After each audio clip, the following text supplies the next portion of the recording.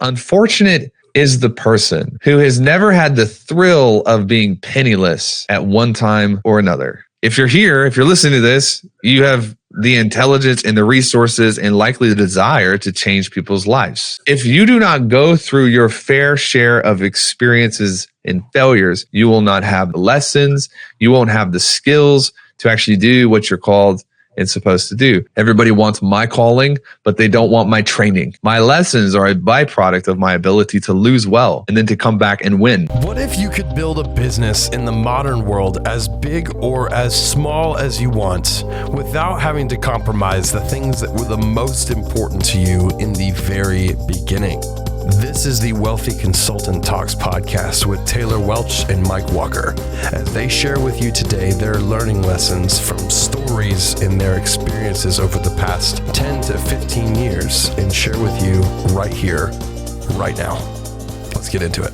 We have observed from the biographies of men of destiny, men and women of destiny, that nearly every one of them was sorely tried, and this is it, run through the mill of merciless experience before they arrived. It's the people who don't have perspective on this that can't make it through their own challenging situations. It's literally why the arena exists. Because when you start seeing all the times that Abraham Lincoln lost, all the times Disney got betrayed, today, all the times Napoleon got beat up, you're like, oh, my life is actually not that different.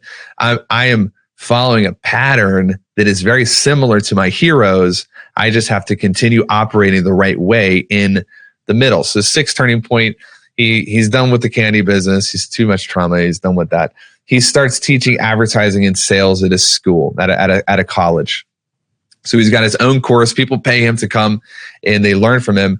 And it's going really well, fantastically well, actually. One year he collects $75,000 in tuition, which if you actually account that for inflation, it's a lot of money for somebody like Napoleon Hill who, doesn't have any business and doesn't have any income. But then the second military draft came and it destroyed the school.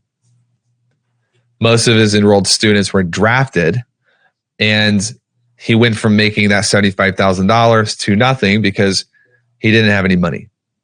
Once again, he says, I am penniless. Again, I don't know if he's exaggerating, if he's being like a marketer, but he feels penniless. So we're going to go with that. It means no pennies. You have no pennies. Zero. You are devoid of all of your pennies. So a lot of times we think like this was before we had all the programs and the education and the different types of things. It's very, very difficult for anyone to go penniless today. Like you usually have something, like somebody can give you something, unless you're honest and you're actually homeless, in which case we need to talk and we'll help you out. But he's penniless. He's back to nothing. And he writes this. This is crazy. This man was crazy. He says, unfortunate is the person who has never had the thrill of being penniless at one time or another. As Edward Book truthfully stated, poverty is the richest experience that can come to a man, an experience which, however, he advises one to get away from as quickly as possible. What's he saying here? He says that poverty is the richest experience you can have, but you should get the hell away from poverty as soon as you can. Everybody's got to experience it once or twice. Lean all the way in. We used to have a phrase when we were training salespeople way back in the day. It went like this: if you're going to eat shit, don't nibble. No, put it all up in there. Just take it all. Everyone has their allotment of shit in their life. Everyone. And it's fairly equal. It's fairly equal, give or take. But some people, they are like, I'm going to hang on as long as I can. I'm not going to do it. I'm not going to do it. I'm not going to do it. And then they end up spreading pro rata their shit eating across their entire lives. And what I wanted to do is when I started at the beginning, I'm just going to eat as much shit as I can because I'm going to have to eat it anyways. I might as well just force it all the way up to the front and take it all in one fell swoop. If that's a Ben Horowitz quote, I'm so sorry. I didn't know that, so I've just been using that as my quote. But apparently, Bijal says that's Ben Horowitz, who's smarter than I am. So we'll go with that. And when you look at other people, it's the folks who tend to have these clustered series of good luck and bad luck together. And when you look at the people who really struggle, is they try to spread out all of their bad luck across the way. And I just want to get it all out of the way. So Napoleon Hill is having, the reason he has so many setbacks is he's like over and over and over and over and over, do not amortize the struggle. Incredible. But he says that his perspective on being penniless is it's the thrill, and it's one of the most enriching experiences that you can have. I think that sometimes the way that Napoleon was able to succeed the way he was is because he was able to correctly look at the negativity in his life as opportunities, not just negativities. Yeah. And he wrote about it. And what did he believe about failure? He believed that failure, inside of failure, were his lessons. And the way you feel about something is how you believe about something. Your belief is what creates the feelings. And so if you feel that setbacks are inevitable, but they are magical in their ability to train and sculpt you, then you will not be afraid of the setbacks when they come. And it's amazing what happens when you're not afraid of something, you tend to attract less of it.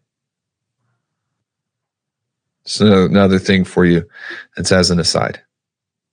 He writes this: it must have been obvious to you that most, if not all, of my temporary defeats were due to mainly the fact that I had not yet discovered the work into which I could throw my heart and soul.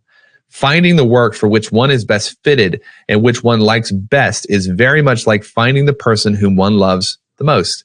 There is no rule by which to make the search, but when the right niche is contacted, one immediately recognizes it. So he's basically cataloging all of these things as like they were pushing him into his proper lane. He would go to this lane. Nope, this isn't the right lane. He would go to the next one. His seventh and his final place was the editorial newsletter. And he writes this: I am glad that I have experienced much defeat. It has had the effect of tempering me with the courage to undertake risks and tasks that I never would have become had I been surrounded by protecting influences. There's a calling for you. There's a mandate for you, a mission for you, and it's likely big. So be real about that for a second. It's likely a big deal. Like what you're supposed to do is probably a big deal. If you're here, if you're listening to this, you have the intelligence and the resources and likely the desire to change people's lives. True? True. If you do not go through your fair share of experiences and failures, you will not have the risk tolerance. You won't have the patience. You won't have the materials. You won't have the lessons. You won't have the skills to actually do what you're called and supposed to do. It's amazing to me how everybody wants my calling, but they don't want my training. Well, good luck. There's no way. It's like you won't survive. You'll be here for a day and then you're out of the game. And that's not because I think I'm better. That's because I've been through probably more failure. My lessons are a byproduct of my ability to lose well and then to come back and win again.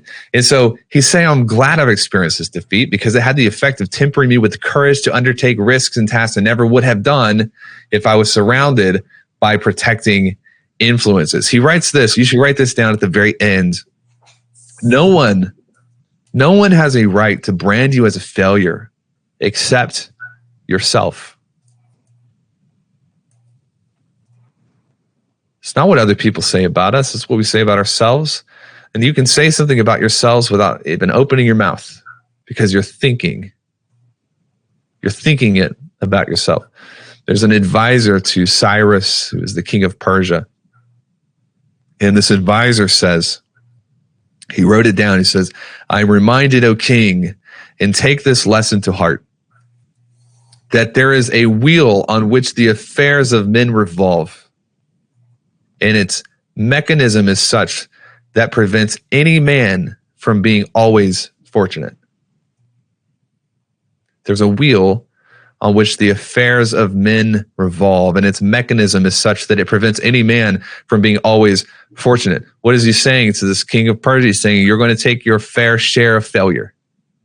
You're not going to be always fortunate. It doesn't matter whether you were born into it. It doesn't matter what opportunities were handed to you. There's a wheel on which the affairs of men revolve, and the mechanisms prevent any man from being always fortunate. So therefore, we have to learn how to take failure and flip it around into lessons. And the more we can do that, and the faster we can do that, the faster we get to go on and win. John Maxwell says, how you lose determines how long it will be until you win again. This is the key. Lessons are born out of challenging circumstances.